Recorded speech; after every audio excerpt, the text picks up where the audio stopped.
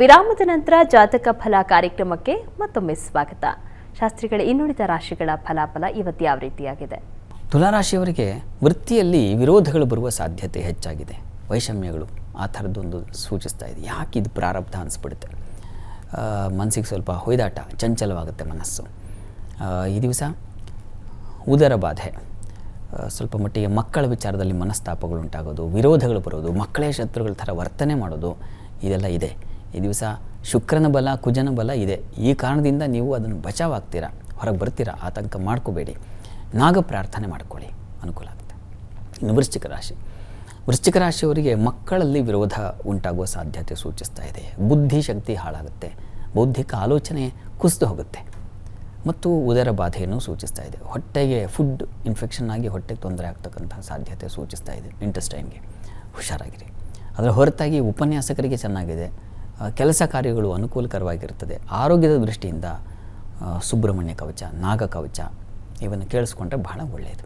ಇನ್ನು ಧನುರಾಶಿಯವರಿಗೆ ದಿವಸ ವೃತ್ತಿಯಲ್ಲಿ ಬಹಳ ವಿಶೇಷವಾದ ಅನುಕೂಲಗಳಿದ್ದಾವೆ. ಅನುಕೂಲ ಉಂಟಾಗುತ್ತೆ, ಸಂಶಯ ಇಲ್ಲ. ಈ ದಿವಸ ಸ್ವಲ್ಪ ಪ್ರಯಾಣದಲ್ಲಿ ತೊಂದರೆ ಇದೆ. ಸ್ತ್ರೀಯರು ಬಹಳ ಎಚ್ಚರಿಕೆಯಿಂದ ಇರಬೇಕು. ಹೃದಯ ಭಾಗದಲ್ಲಿ ತೊಂದರೆ ಉಂಟಾಗುವ ಲಕ್ಷಣ ಇದೆ. ಇನ್ಫೆಕ್ಷನ್ಸ್ ಆಗೋ, ಲಂಗ್ಸ್ ಇನ್ಫೆಕ್ಷನ್ ಅಂತೀವಲ್ಲ, ಆ ರೀತಿಯ ತೊಡಕುಗಳನ್ನು, ಶ್ವಾಸಕೋಶ ಸಂಬಂಧಿ ತೊಂದರೆಗಳು ಸೂಚಿಸ್ತಾ ಇದೆ. ಈ ದಿವಸ ಬಂಧುವರ್ಗದಲ್ಲಿ ನೋಡಿ ವೈಷಮ್ಯಗಳು ಬಂದುಬಿಡುತ್ತೆ. ಈ ಸ್ತ್ರೀಯರ ನಡುವೆ ಅದು ಸೂಚಿಸ್ತಾ ಇದೆ. ಲಲಿತಾ ಸಹಸ್ರನಾಮ ಹೇಳ್ಕೊಳ್ಳಿ, ಅನುಕೂಲ ಆಗುತ್ತೆ. ಇನ್ನು ಮಕರ ರಾಶಿಯವರಿಗೆ ಈ ದಿವಸ ವೃತ್ತಿಯಲ್ಲಿ ಹೆಚ್ಚಿನ ಅನುಕೂಲ ಚೆನ್ನಾಗಿದೆ, ಲಾಭದಾಯಕವಾಗಿದೆ. ಈ ವಸ್ತ್ರ ವ್ಯಾಪಾರ, ಗಾರ್ಮೆಂಟ್ಗಳಲ್ಲಿ ಕೆಲಸ ಮಾಡೋರು, ಎಲೆಕ್ಟ್ರಾನಿಕ್ಸ್ ರಿಲೇಟೆಡ್ ಕಂಪ್ನಿಗಳಲ್ಲಿ ಕೆಲಸ ಮಾಡೋರು ಅಥವಾ ಆ ಕ್ಷೇತ್ರಗಳಲ್ಲಿ ಕೆಲಸ ಮಾಡೋರು ತುಂಬ ಚೆನ್ನಾಗಿದೆ, ಅನುಕೂಲ ಇದೆ. ಬುದ್ಧಿಬಲವೂ ಚೆನ್ನಾಗಿದೆ, ಸ್ನೇಹಿತರ ಸಹಕಾರ ಚೆನ್ನಾಗಿದೆ. ಸ್ವಲ್ಪ ಗಂಟಲು ಬಾಧೆ ಸೂಚಿಸ್ತಾ ಇದೆ, ಹುಷಾರಾಗಿರಿ. ನೀವು ದುರ್ಗಾ ಕವಚವನ್ನು ಕೇಳಿಸ್ಕೊಂಡ್ರೆ ಒಳ್ಳೆಯದು. ಇನ್ನು ಕುಂಭರಾಶಿಯವರಿಗೆ ದಿವಸ ಆಹಾರ ವ್ಯತ್ಯಾಸ ಇದೆ, ನೀರಿನ ವ್ಯತ್ಯಾಸ ಆಗುತ್ತೆ. Infections food infection, water infection ಎರಡೂ ಸಾಧ್ಯತೆ ಇದೆ. ಶಿರೋಭಾಗದಲ್ಲಿ ತೊಂದರೆ ಆಗುತ್ತೆ. ಮುಖ ತರಚೋದು, ಗಾಯಗಳಾಗೋದು, ಇಂಥ ಲಕ್ಷಣ ಇದೆ. ಹುಷಾರಾಗಿ ಓಡಾಡಿ. ಎಲ್ಲೋ ಬಾಗಿಲಿಗೆ ಕುಟ್ಟಿಸ್ಕೊಂಡ್ಬಿಡ್ತೀರ, ಹಣೆ, ಮುಖ, ಕೆನ್ನೆ ಈ ಥರದ್ದು ಬಾಧೆಗಳು ಸೂಚಿಸ್ತಾ ಇದೆ. ಹುಷಾರಾಗಿರಿ.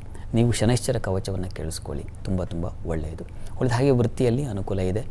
ಮಿತ್ರರ ಸಹಾಯ ಚೆನ್ನಾಗಿರ್ತದೆ. ಬಂಧುಗಳಿಂದ ಲಾಭ ಇದೆ, ಚೆನ್ನಾಗಿದೆ, ಆತಂಕ ಬೇಡ. ಇನ್ನು ಮೀನರಾಶಿಯವರಿಗೆ ಕಣ್ಣಿನ ಬಾಧೆ ಸೂಚಿಸ್ತಾ ಇದೆ, ನಷ್ಟ ಸೂಚಿಸ್ತಾ ಇದೆ. ಹಿರಿಯರ ಸಲುವಾಗಿ ವ್ಯಯ ಅನ್ನೋದನ್ನು ಹೇಳ್ತಾ ಇದೆ. ವೃತ್ತಿಯಲ್ಲಿ ಅನುಕೂಲ ಇದೆ, ಬುದ್ಧಿಬಲ ಚೆನ್ನಾಗಿರ್ತದೆ, ಆತಂಕ ಇಲ್ಲ. ಈ ದಿವಸ ನಿಮಗೆ ತೊಡಕಂದರೆ, ಇನ್ನೊಂದು ತೊಡಕು ಅಂದರೆ ದಾಂಪತ್ಯದಲ್ಲಿ ಸ್ವಲ್ಪ ಮಟ್ಟಿಗೆ ಭಿನ್ನಾಭಿಪ್ರಾಯಗಳು ಬರುವ ಸಾಧ್ಯತೆ ಇದೆ. ವ್ಯಾಪಾರಿಗಳಿಗೂ ಅಷ್ಟೇ ಸ್ವಲ್ಪ ತೊಡಕುಗಳು ಉಂಟಾಗುತ್ತೆ.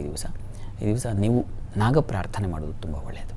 ಈ ದಿವಸ 12 ರಾಶಿಗಳವರು ರಾಶಿ ಗೊತ್ತಿಲ್ಲ ಅಂತಕ್ಕಂಥವ್ರು ಹೇಳಬಹುದಾದ ಸರಳವಾದ ಅಕ್ಷರ ಮಂತ್ರ ಗಮನಿಸಿ. ಓಂ ವರಿಷ್ಠಾಯ ನಮಃ. ಈ ಮಂತ್ರವನ್ನು ಹೇಳ್ಕೊಳ್ಳಿ, ಉನ್ನತಿ ಸಿಗುತ್ತೆ. ಸರಿ ಶಾಸ್ತ್ರಿಗಳ, ಇವತ್ತಿನ ಸಂಚಿಕೆಯಲ್ಲಿ ಈ ದಿನದ ವಿಶೇಷತೆ ಜೊತೆಗೆ 12 ರಾಶಿಗಳ ಫಲಾಫಲದ ಬಗ್ಗೆ ತಿಳಿಸ್ಕೊಟ್ರಿ. ನಮ್ಮ ವೀಕ್ಷಕರು ಕಳುಹಿಸಿದಂಥ ಸಂದೇಶಗಳಿಗೆ ಸಲಹೆ, ಸೂಚನೆ, ಪರಿಹಾರಗಳನ್ನು ಸೂಚಿಸಿದ್ರಿ. ಧನ್ಯವಾದಗಳು. ಸರ್ವೇ ಜನಾಃ ಸುಖಿನೋ ಭವಂತು, ಸಮಸ್ತ ಸನ್ಮಂಗಳಾನಿ ಭವಂತು. ಎಲ್ಲರಿಗೂ ಶುಭವಾಗಲಿ.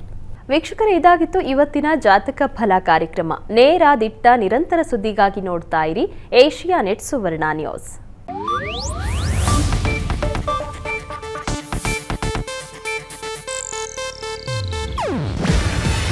ಇದು ಏಷ್ಯಾನೆಟ್ ನ್ಯೂಸ್ ನೆಟ್ವರ್ಕ್ ಪ್ರಸ್ತುತಿ. ನೀವು ನೋಡ್ತಿದ್ದೀರಾ ಏಷ್ಯಾನೆಟ್ ಸುವರ್ಣ ನ್ಯೂಸ್.